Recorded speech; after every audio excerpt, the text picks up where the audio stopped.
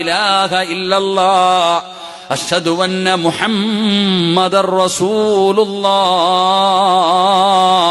ഹയ്യ അലസ് സ്വലാഹ് ഹയ്യ അലൽ ഫലാഹ് അല്ലാഹു അക്ബർ അല്ലാഹു അക്ബർ ലാ ഇലാഹ ഇല്ലല്ലാഹ്. മുഅദ്ദിന് ബാങ്ക് വിളിക്കുമ്പോ ആ പറയുന്നത് പോലെ നിങ്ങളും പറയണേ എന്ന് നബി മുഹമ്മദ് മുസ്തഫ സല്ലല്ലാഹു അലൈഹി വസല്ലം. നമ്മളും അതുപോലെ പറയണം. ബാങ്ക് വിളിക്കുന്നതിന്റെ ബാങ്ക് മുഅദ്ദിൻ പറയുന്നത് പോലെ നമ്മളും പറ. അപ്പൊ നമുക്കും ആ പ്രതിഫലം കിട്ടും. അള്ളാഹു നമുക്ക് ഈമാൻ തരുമാറാകട്ടെ. അള്ളാഹു ആ പ്രതിഫലം നമുക്ക് തരുമാറാകട്ടെ. പക്ഷെ ആര് പറയാനാ ബാങ്ക് വിളിക്കണ സമയത്താ നമ്മൾ ഫോൺ വിളിക്കണേ. കമ്മിറ്റി ഓഫീസിൽ പോലും ബാങ്ക് വിളിക്കണ സമയത്ത് സംസാരം നിർത്തൂല. പള്ളിക്കകത്തിരിക്കുന്നവനെ കഥ പറയുന്ന അപ്പോഴാ.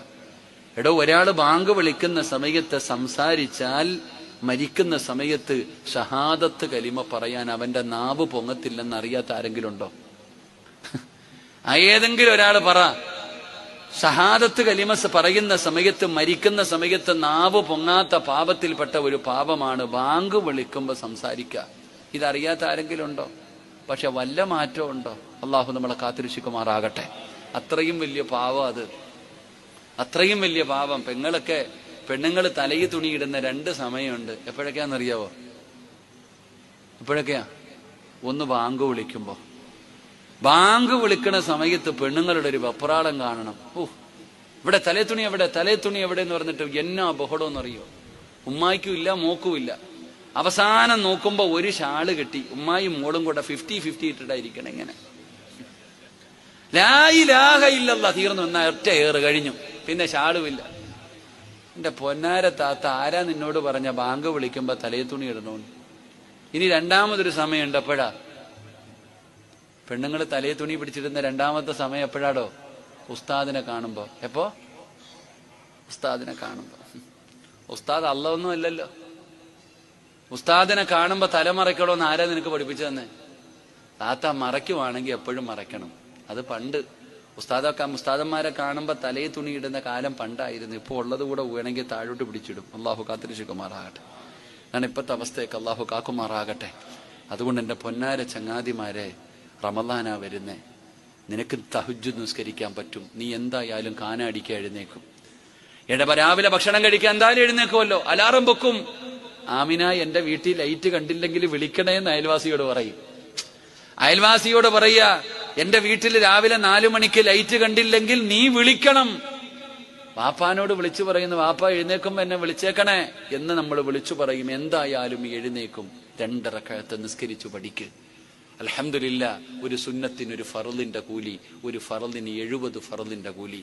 മക്കളെ, ളുഹാ നിസ്കരിക്കാം. മുമ്പും ശേഷവുമുള്ള സുന്നത്തുകൾ നിസ്കരിക്കാം. അൽഹംദുലില്ലാഹ്, തറാവീഹ് നിസ്കാരം 20 റക്അത്ത് അള്ളാഹു നിസ്കരിക്കാൻ ഭാഗ്യം തരുമാറാകട്ടെ. അള്ളാഹു ഭാഗ്യം തരുമാറാകട്ടെ. ഏത് പള്ളിയിലാടാ ഏറ്റവും എളുപ്പത്തിൽ തീരുന്നതെന്നാ ഇപ്പോഴേ തിരക്കി വെച്ചേക്കാം. ഒരുത്തം പറയുന്നു അവിടെ 9:15 തീരുവള്ളി, അവിടെ സൂപ്പർ ഫാസ്റ്റാ. അപ്പുറത്ത് പറയുന്നു ഇപ്പുറത്ത് അളിയായി മിന്നല വല്ലുഹ മുതൽ ഓടുന്നു. പടച്ചോ നമ്മളെയൊക്കെ കാത്തിരക്ഷിക്കുമാറാകട്ടെ. പിള്ളാര് പറയുന്നു ഏറ്റവും എളുപ്പത്തിൽ തീരുന്ന പള്ളി തിരഞ്ഞിട്ട് നടക്ക. എന്റെ പൊന്നാര ചങ്ങാതി, അള്ളാഹു നമ്മളെയൊക്കെ നന്നാക്കി തരുമാറാകട്ടെ. സഹോദരിമാരെ, മക്കളെ, തറാവീഹ് നിസ്കരിക്കുക. സുന്നത്തുകൾ തഹജ്ജുദ് എത്രത്തോളം സുജൂദ് ചെയ്യാൻ കഴിയുമോ അത്രത്തോളം സുജൂദ് ചെയ്താ നിന്റെ മുഖത്ത് നോക്കുമ്പോ കാണാം നിനക്ക് ഈമാനുണ്ടെന്ന്. ഒരാൾ മരിച്ചു കിടക്കുമ്പോ അവന്റെ മുഖത്ത് നോക്കിയാൽ അറിയാം ഈമാനുള്ള മരണമാണോ ഈമാനില്ലാത്ത മരണമാണോ. മരിച്ചു കിടക്കുമ്പോ നിങ്ങൾ പോകണം. നെറ്റിത്തടം വിയർക്കും മരിച്ച ഉടനെ. ഈമാനുള്ള മരണമാണെങ്കിൽ ആ മരിച്ചു കിടക്കുന്ന മനുഷ്യന്റെ മുമ്പിൽ വാപ്പ മരിച്ചു, ഓടി റൂമിൽ കയറി ചെന്ന ഉടനെ ഉപ്പാന്റെ മുഖത്ത് നോക്കുമ്പോ നെറ്റിത്തടം വിയർത്തിട്ടുണ്ടാകും. മൂക്കിന്റെ ദ്വാരം പതിവില്ലാതെ വികസിച്ച് നിൽക്കും. മുഖത്തൊരു പ്രകാശം, ചുണ്ടിലൊരു പുഞ്ചിരി, റൂമിന്റെ അകത്ത് വല്ലാത്ത ഒരു സുഗന്ധം. അള്ളാഹു നല്ല മരണം നൽകുമാറാകട്ടെ. കാണുമ്പോ തന്നെ പേടി തോന്നുക, ഇതെന്താ അല്ല ഇങ്ങനെ? പടച്ചവനെ മുഖം നോക്കുമ്പോ തന്നെ അറിയാം, ഭയപ്പെടുത്തുന്ന രീതിയിൽ മലമൂത്ര വിസർജനം നടത്തിയിട്ട് ഇങ്ങനെ കിടക്കുക. അള്ളാഹു നമ്മളെ കാത്തിരക്ഷിക്കുമാറാകട്ടെ. അതുകൊണ്ട് അള്ളാഹുവിന്റെ റസൂലിന്റെ കൂടെ സ്വർഗത്തിൽ കൂടെ നടക്കണോ ചങ്ങാതി, സുജൂദുകൾ അധികരിപ്പിച്ചാൽ മതി. അള്ളാഹു ഭാഗ്യം തരുമാറാകട്ടെ. മരിക്കുന്ന ദിവസവും അവസാനത്തെ വഖത്തും നിസ്കരിച്ചിട്ട് മരിക്കാൻ അള്ളാഹു നമുക്ക് ഭാഗ്യം തരുമാറാകട്ടെ. അള്ളാഹു ഭാഗ്യം തരുമാറാകട്ടെ.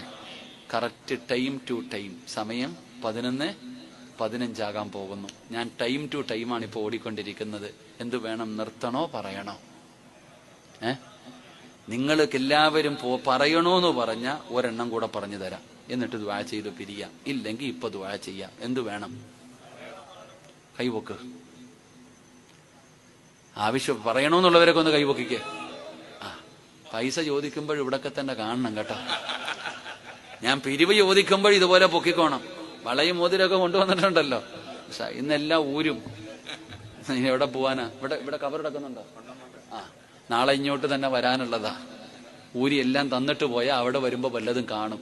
ഇല്ലെങ്കിൽ കണ്ടോ, എന്റെ വീടിന്റെ പരിസരത്ത് 5 എണ്ണത്തിന് ഒരുത്തൻ നടന്നു കൊന്നത്. അള്ളാഹു കാത്തിരക്ഷിക്കുമാറാകട്ടെ. അവന്റെ ഒക്കെ ഒരു മനസ്സ് ചിന്തിക്കടോ. സ്വന്തം അനിയനെ മന്തി ബിരിയാണി മേടിച്ചു കൊടുത്തിട്ടാ കൊന്നു കളഞ്ഞേ. ഒറ്റ അടിക്കല്ല 5 പേരെ കൊന്നേ. ഒറ്റ അടിക്കല്ല അവൻ കൊന്നത്. ചിന്തിക്കേണ്ടത് അവിടെയാ. നടന്നു ഓനെ കുറിച്ച് പറയണത് ഓൻ നല്ലവനായിരുന്നു എന്നാ, നിസ്കരിക്കുന്നവനായിരുന്നു എന്നാ. ഒന്ന് ആലോചിക്കേ, എന്തൊരു ക്രൂരതയാടോ ഇപ്പൊ ചെയ്യുന്നത്. 10-24 വയസ്സുള്ള മക്കളെ ഇന്ന് താമരശ്ശേരിയിൽ ഉമ്മാനെ ഒരുത്തം വെട്ടിക്കൊന്നു. അടുത്തവനാണെങ്കിൽ കഴിഞ്ഞ വെള്ളിയാഴ്ച ദിവസം എങ്ങാണ്ട, ഈ കഴിഞ്ഞ വെള്ളിയാഴ്ച എങ്ങാണ്ട ഒരുത്ത ഉമ്മാനെ മലപ്പുറം ജില്ലയിൽ ആദ്യം കത്തിക്ക് വെട്ടിയിട്ട് ഗ്യാസ് കുറ്റി എടുത്തിട്ട് തലയിലടിച്ചിട്ടാ ഉമ്മാനെ കൊന്നേ. ഈ തൃശ്ശൂർ ജില്ലയിൽ വേറൊരുത്തം കൊന്നു. ഇപ്പൊ നമ്മുടെ വീടിന്റെ അടുത്ത്. ഇതാടോ ചങ്ങാതി. ഇപ്പൊ നാട്ടുകാരെ അല്ല പേടിക്കേണ്ട, സ്വന്തം മക്കളെ പേടിക്കേണ്ട കാലം. അള്ളാഹു കാത്തിരക്ഷിക്കുമാറാകട്ടെ. എന്തുകൊണ്ട് നമ്മുടെ മക്കള് കഞ്ചാവൊന്നും അല്ലടോ. ഇപ്പൊ എല്ലാവരും എടുത്ത വായിക്ക് പറയും കഞ്ചാവാന്ന്. അത് കഴിഞ്ഞാൽ തീർന്നില്ല. അല്ലെങ്കിൽ പറയാം അവന് തലയ്ക്ക് സ്ഥിരതയില്ലെന്ന്. നമ്മൾ മനസ്സിലാക്കേണ്ട ചില കാര്യങ്ങളുണ്ട്. എന്തുകൊണ്ടാണ് ഇത് സംഭവിക്കുന്നത്? ഇപ്പൊ ഇറങ്ങുന്ന സിനിമകൾ കണ്ടിട്ടുണ്ടോ? എങ്ങനെയാണ് ഒരുത്തനെ തട്ടാൻ? സിനിമ കണ്ടിട്ട് ഇറങ്ങുമ്പോൾ ഒരുത്തനെ കിട്ടിയ അപ്പൊ ഗ്യാങ്ങിന്റെ നേതാവായിട്ട് തട്ടാൻ പറ്റുന്ന രീതിയിലാണ് ഇപ്പത്തെ പടങ്ങളൊക്കെ ഇരുന്ന് അവസ്ഥ. കുടുംബസമേതം ഒന്ന് കാണാൻ പറ്റുന്നതാണോ? എങ്ങനെയാണ് കൊട്ടേഷന്റെ നേതാവാകാൻ പറ്റും? ഇതാണ് ഇന്നത്തെ സിനിമ ഓടിപ്പിച്ചു കൊടുക്കുന്നത്. അതിനെക്കുറിച്ച് ഇവിടെ ആരെങ്കിലും മിണ്ടനുണ്ടോ? ഏതെങ്കിലും ഒരുത്തം മിണ്ടനുണ്ടോ? ഈ കള്ളം കഞ്ചാവ് മയക്കുമരുന്നൊക്കെ ഉപയോഗിക്കുന്നവർ നിങ്ങളൊന്ന് ചിന്തിച്ചു നോക്കി, എവിടേക്ക് പോകുന്നു? കുട്ടികളോട് എന്തെങ്കിലും പറയാൻ പേടിയാണ്. ഇവന്മാര് നമ്മളെ അടിച്ചു കളയും. എന്തെങ്കിലും പറയാൻ തന്നെ, ഉപദേശിക്കാൻ തന്നെ നമുക്ക് പേടിയാ. കാരണം എന്തേ? കൊട്ടിയത്തെങ്ങാണ്ട ഒരു ഉസ്താദ് കഞ്ചാവിനെതിരെ പ്രസംഗിച്ചു. സുബഹിക്ക് പള്ളിയിൽ പോയപ്പം പടച്ചവനെ എറിഞ്ഞു തറയിലിട്ട് കളഞ്ഞു. ഇതവസ്ഥ. അള്ളാഹു നമ്മളെയൊക്കെ കാത്തിരക്ഷിക്കുമാറാകട്ടെ. നമ്മൾ വല്ലാതെ പേടിക്കണം. നമ്മുടെ മക്കൾ എത്രത്തോളം നമ്മുടെ മക്കളെ സൂക്ഷ്മത പുലർത്തണമെന്ന് നമ്മൾ അറിയുന്നില്ല. അവസാനം മോൻ താൻ സ്നേഹിച്ച പെണ്ണിനെ വരെ ഞാൻ പോയി കഴിഞ്ഞാൽ ഇനി അവക്ക് ആരുമില്ലെന്ന് ഓളയും കൊന്നു കളഞ്ഞു. ഓളയും വിളിച്ചു വരുത്തിയിട്ട് കൊല്ലാവുന്ന ആലോചിക്കേ. എന്റെ പ്രിയപ്പെട്ടവരെ, ഓൻ പറയുന്ന കാരണം നമ്മൾ മനസ്സിലാക്കേണ്ട കാര്യം ഇതൊന്നുമല്ലടോ, പണമാണ് വിഷയം. കാരണം അടിച്ചു പൊളിച്ച് ജീവിച്ചു പഠിച്ചുപോയി. കൊറോണയ്ക്ക് ശേഷം പൈസ ഇല്ല ആരുടെ കയ്യിൽ. ചോദിക്കുമ്പോ കൊടുക്കാതെ വരുമ്പോ വൈരാഗ്യം. അവിടെ പിന്നെ ഉപ്പയെന്ത് ഉമ്മയെന്ത്. അതാ പണ്ടുള്ളവരും ഇന്നത്തെ പെണ്ണുങ്ങളും തമ്മിലുള്ള വ്യത്യാസം എന്തെന്നറിയോ? നമ്മുടെ ഉമ്മ മരിച്ചവർക്ക് അല്ലാഹു സ്വർഗം കൊടുക്കുമാറാകട്ടെ. നമ്മുടെ ഉമ്മ ആരെന്നറിയോ? ഭക്ഷണം കഴിച്ചുകൊണ്ടിരിക്കുമ്പോ ഒരല്പം ചോറ് താഴെ വീണ ഉമ്മച്ചി അതെടുത്ത് പാത്രത്തിലിട്ട് തരും. ആ താഴെ വീണ ആ വറ്റെടുത്ത് പാത്രത്തിലിട്ട് തന്നിട്ട് ഉമ്മ പറയും, കളയല്ലേടാ, വാപ്പ രക്തം വിയർപ്പാക്കി ഉണ്ടാക്കിയതാ മോനെ. നമ്മുടെ ഉമ്മച്ചി പറഞ്ഞു തരുമായിരുന്നു. ഇന്നത്തെ പെണ്ണുങ്ങളോ ഒരു പാത്രം ചോറെടുത്ത് കളഞ്ഞാലും ഒരു വാക്കും മിണ്ടൂല. കാരണം അവൾക്കറിയില്ല അതുണ്ടാക്കിയത് എങ്ങനെയാന്ന്. അവൾക്കറിയില്ല അതെങ്ങനെയാണ് ആ ഭർത്താവ് ഉണ്ടാക്കിയതെന്ന്. അവൻ ഉറക്കമൊഴിഞ്ഞ് അവൻ കഷ്ടപ്പെട്ടുണ്ടാക്കുന്നുണ്ട്. ഒരു ദിവസം രാവിലെ മുതൽ വൈകുന്നേരം വരെ പടച്ചവനെ മരത്തിന്റെ മുകളിൽ വലിഞ്ഞു കയറുന്നവരില്ലേ. എന്റെ പടച്ചവനെ, ഞാൻ എന്റെ വീട്ടിൽ കിളയ്ക്കാമെന്ന ഒരു മനുഷ്യനെ കണ്ടപ്പോൾ ഞാൻ അയാളോട് ചോദിച്ചു, നിങ്ങളുടെ തൊലി ഒന്നത്തെ കാണിച്ചു തരാൻ. കാരണം എന്തേ? ആ ചൂടത്തും ആ മനുഷ്യൻ ഉടുങ്ങനെ നിന്ന് കിളയ്ക്ക. റബ്ബേ, എന്തൊരു ശരീരം. ഇതുപോലെ കഷ്ടപ്പെട്ടിട്ടാണ് ഉണ്ടാക്കണേ. പക്ഷെ ആർക്കറിയണില്ല? ഇന്നത്തെ പെണ്ണുങ്ങൾക്ക് അറിയണില്ല, ഇന്നത്തെ മക്കൾക്ക് അറിയുന്നില്ല. അവര് വാപ്പാനെ കാണുന്നത് ATM പോലെ. ചോദിക്കുമ്പോ നെക്കുമ്പോ പൈസ കിട്ടിയാ നല്ല വാപ്പ